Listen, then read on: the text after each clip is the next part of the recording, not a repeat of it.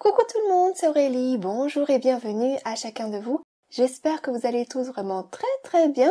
Je suis contente de vous retrouver pour une nouvelle vidéo et aujourd'hui on va faire ensemble une carte à secouer. Mais pas n'importe quelle carte à secouer, on va faire ensemble une carte shaker améliorée. Vous allez voir, ça fait très classe. Alors ça vous tente? Alors asseyez-vous, détendez-vous, abonnez-vous et c'est parti! Déjà je vais commencer par vous montrer la carte en question pour que vous ayez une meilleure idée. Regardez. C'est donc une carte shaker, une carte à secouer, mais avec un design continu, autant sur le dessus de la carte que sur la fenêtre transparente. Donc ça, c'est vraiment très chouette. C'est un design que je vous avais déjà montré par le passé, mais il ne me semble pas l'avoir encore réalisé en vidéo. Donc je me suis dit que j'allais faire ça aujourd'hui. Juste une petite carte pour la vidéo du jour. Des fois, on a juste envie de s'asseoir et de créer. On n'a pas forcément envie de réfléchir à un nouveau design. Donc c'est pratique parfois de reprendre des cartes qu'on a déjà faites par le passé. Et puis c'est vrai que quand je vous fais plusieurs cartes par vidéo, c'est chouette, c'est sympa, mais moi ça me prend quand même du temps. Et là j'avais un peu moins de temps devant moi. Donc c'est pour ça qu'aujourd'hui je vous propose juste une petite carte, mais une petite carte sympa avec un petit truc en plus pour changer un petit peu. Donc pour cette carte-ci, j'ai simplement pris une feuille A4, donc c'est du 250 grammes, le DCP Clairefontaine, et je l'ai coupé en deux dans le sens de la longueur. Et puis un des deux morceaux, je vais le recouper en deux à nouveau. Du coup, je vais obtenir un long morceau et deux plus petits. Le long morceau, c'est ce qui va me servir de base de carte. Donc c'est toujours comme ça que je fais mes bases de cartes. Je prends un 4 coupé en deux. Alors parfois je le coupe dans la longueur, parfois dans la largeur. Ça, peu importe. Et puis ensuite, je viens le plier en deux. Donc pour ça, j'aime bien utiliser mon Score Easy. Il y a des repères très pratiques et puis ça permet d'avoir un beau pli. Et la base de carte se fait toute seule. Donc voilà pour ça. Alors du coup, j'ai ma base de carte et puis j'ai deux autres morceaux qui ont exactement la même taille que la base de carte. Je vais déjà garder un des deux morceaux, et puis j'ai été sélectionner deux matrices de coupe rondes pour faire mon ouverture. Alors moi j'ai fait rond, vous faites vraiment la forme de votre choix. Il y en a une qui fait environ 7 cm de diamètre, et l'autre un peu plus que 7 cm et demi. Je vais déjà utiliser la plus petite pour venir découper l'ouverture dans ce panneau-là, et j'ai décidé de centrer mon ouverture. Donc je mets ma matrice de coupe en place, je passe ça hors écran dans ma machine de coupe, et voilà ce que j'obtiens. Donc j'ai un panneau qui est percé, d'accord? Ensuite, je vais prendre un classeur de gaufrage. Donc moi, j'ai choisi celui-ci. Mais vous prenez vraiment celui de votre choix, peu importe, ça fonctionnera. Et pour avoir un meilleur résultat, un embossage plus net, plus précis, j'aime bien mettre un petit peu d'eau sur le dos de mes panneaux. Je vaporise un peu d'eau, je positionne mon panneau dans mon classeur, je centre ça bien, pour que le motif de la fleur tombe bien au milieu de l'ouverture. Et voilà ce que j'obtiens. J'ai donc mon panneau qui est embossé. Alors pourquoi est-ce que j'ai coupé avant d'embosser? C'est parce que si j'avais embossé en premier et coupé ensuite, en coupant, j'aurais écrasé mon motif. Donc si vous voulez faire de l'embossage à froid, il faut faire d'abord vos découpes, puis votre embossage en deuxième temps. Ensuite, je vais donc prendre l'autre panneau que j'ai découpé tout à l'heure, et celui-ci, je vais lui mettre un petit peu de couleur. Alors vous prenez le fond de votre choix. J'ai eu envie de reprendre les mêmes couleurs que j'avais utilisées dans ma carte d'origine, c'est-à-dire un dégradé d'orange et de rose.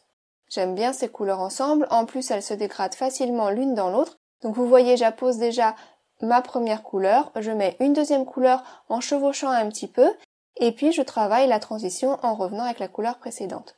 Et je fais des va-et-vient de couleurs sans rajouter de couleur à la fin, juste pour travailler la transition. Et voilà. Donc j'ai pas besoin de faire un dégradé qui va jusqu'au bord, puisque tout ce que je veux c'est de mettre de la couleur à l'arrière du rond. Donc là il y a largement assez de couleur. Je vais prendre ce panneau-là et le passer également dans le même classeur de gaufrage. Comme ça j'aurai un motif continu. Voilà ce que j'en retire. Donc là c'est déjà très joli, on aperçoit bien la fleur, c'est bien embossé, mais pour faire mieux ressortir le motif, je vais prendre de l'encre blanche. Donc ça c'est l'encre de la marque Altenew. Moi je l'avais acheté sur le site américain de la marque Altenew, mais j'ai vu récemment que cette encre-là, elle était aussi disponible sur le site de la Fourmi Créative. Alors je sais pas si c'est encore disponible, mais ça vaut le coup de vérifier de temps en temps. Et tout ce que je fais, c'est de prendre mon encreur et de venir légèrement le passer sur la surface, juste pour déposer de l'encre sur les parties en relief. Et comme ça va bien mettre le motif en valeur. Vous voyez tout de suite toute la différence? C'est pas grand chose, c'est très vite fait, mais ça le fait. Et vous voyez que du coup j'ai un motif continu entre le fond coloré et le devant qui est embossé avec donc le même dessin. Alors c'est déjà pas mal comme ça, on pourrait s'arrêter là et faire notre shaker. Mais on va rajouter le petit truc en plus. Pour faire une carte shaker, une carte à secouer, il nous faut un morceau de plastique transparent pour pouvoir fermer la fenêtre. D'accord? Donc j'en ai découpé un de la bonne taille pour aller à l'arrière de mon panneau. Et ce morceau-là, je vais également le passer dans mon classeur de gaufrage. Donc ça, c'est vraiment le petit truc en plus, parce que c'est pas quelque chose qu'on fait souvent. Et en fait, ça fonctionne bien. Regardez ce que ça donne. J'essaye de vous montrer à la lumière, c'est pas évident puisque c'est transparent. Mais vous apercevez là le motif? La fleur a été embossée. Le motif, il est ressorti net. Franchement, quand on l'a sous les yeux, on voit très bien ce que c'est. Alors bien sûr, il faut un peu le tourner à la lumière pour bien voir. Mais vous voyez, du coup, je vais également avoir un motif continu au niveau de cette fenêtre. Donc voilà, c'est vraiment un petit élément différent, un shaker un peu amélioré.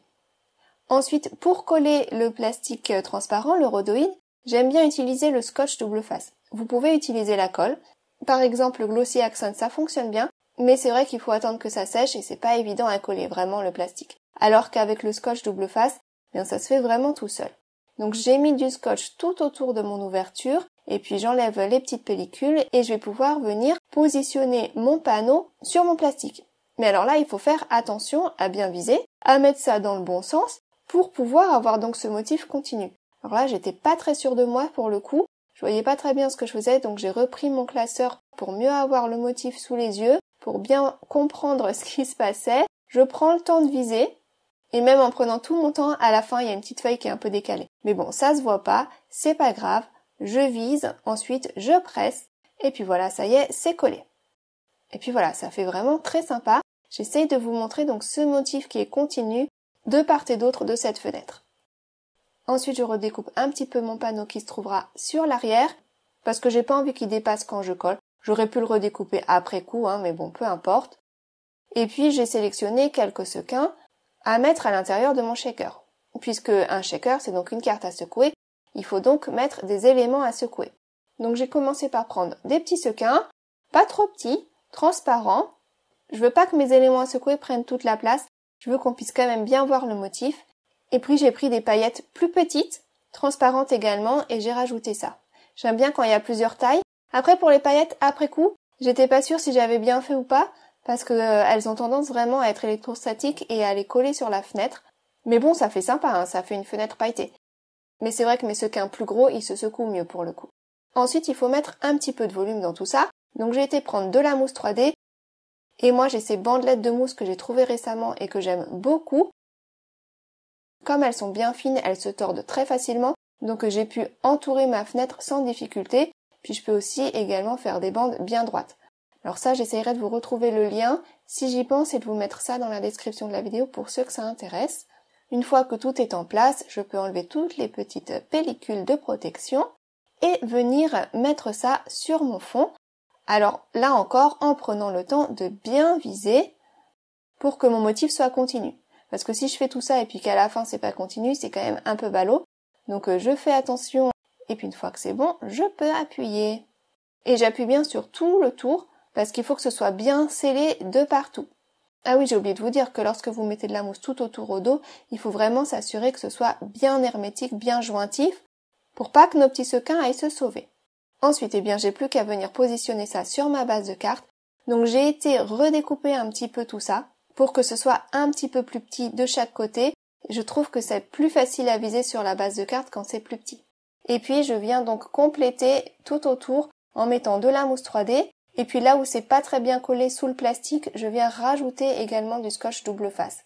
Parce que si je mets de la mousse 3D sur mon plastique, mais que mon plastique il est pas bien collé à ma carte, ça sert un peu à rien. Donc il faut que ce soit bien collé de partout. Et je mets également de la mousse 3D bien sur tous les côtés, tout du long. Parce que lorsque l'on tord la carte, quand il y a de l'épaisseur, on voit le côté. Donc si c'est pas très joli, si c'est pas très net, ça se voit. Alors ça, c'est moi qui suis peut-être un petit peu tatillon, mais je trouve que ça me coûte pas grand-chose de faire attention à mettre de la mousse bien droite de partout sur tous les côtés pour que ce soit un petit peu plus net à la fin. Une fois que c'est fait, j'enlève toutes les petites protections. Et puis au milieu, pour que ce soit quand même bien collé, je vais rajouter de la colle sous le panneau. Donc j'ai mis de la mousse sur les côtés, là où c'était pas soutenu par mon panneau, vous voyez. Et puis là où il y a mon panneau, je mets juste de la colle. Et puis je viens positionner ça donc sur ma base de carte. Comme je l'ai redécoupé un petit peu, vous avez vu de chaque côté, bien je trouve que c'est un peu plus facile de viser. J'essaye d'avoir une marge plus ou moins égale de partout, et puis une fois que c'est fait, j'appuie. Ensuite, pour un petit peu mieux finir cette fenêtre, je reprends mes matrices de coupe. Tout à l'heure, je vous avais montré que j'en avais sélectionné 2, et j'en ai utilisé qu'une. En fait, la deuxième, elle va me servir maintenant. Donc je reprends les 2 matrices de coupe, je les mets l'une dans l'autre, et comme ça, lorsque je découpe, eh bien, ça me découpe un anneau. Alors je l'ai découpé dans du papier gris, on prend la couleur de notre choix, j'aurais pu prendre doré, j'aurais aussi pu prendre argenté, un petit peu pailleté, ça aurait été sympa, tiens.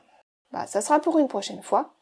Et puis je colle ça donc en place tout autour, et je trouve que ça fait un peu mieux abouti comme ça. Ensuite, je vais rajouter une petite salutation. Donc j'ai choisi un petit mot de ma planche « Merci d'exister ». Je viens tamponner ça avec de l'encre vers sa marque. J'utilise mon petit coussinet anti-statique et puis je dépose un peu de poudre dorée. Et voilà le petit mot qui dit « Juste pour toi ». Et je n'ai plus qu'à chauffer. Et je choisis de tamponner ça sur du papier blanc pour que ce soit plus discret. Voilà, ça y est, c'est chauffé. Maintenant, je vais pouvoir venir récupérer la matrice de coupe qui va avec pour venir découper ça plus facilement. Alors ça peut se découper au ciseau, hein, bien sûr, mais c'est vrai que l'avantage d'une matrice de coupe, c'est que ça fait un résultat quand même très propre. Donc je la mets en place, je visse bien, je mets un petit bout de scotch pour pas que ça bouge dans ma machine de coupe. Et voilà, ça y est. Et je vais pouvoir coller ça sur le bas de ma carte. Pour finir le tout, je vais quand même rajouter des petits brillants, ci et là, de part et d'autre, en suivant un petit peu la direction du motif, donc en partant d'en bas à droite jusqu'en haut à gauche. Donc je dépose des petits points de colle ci et là, là où je veux mettre mes sequins, puis avec mon petit outil, je les dépose dans la colle. Et voilà, ça y est, ma carte est terminée.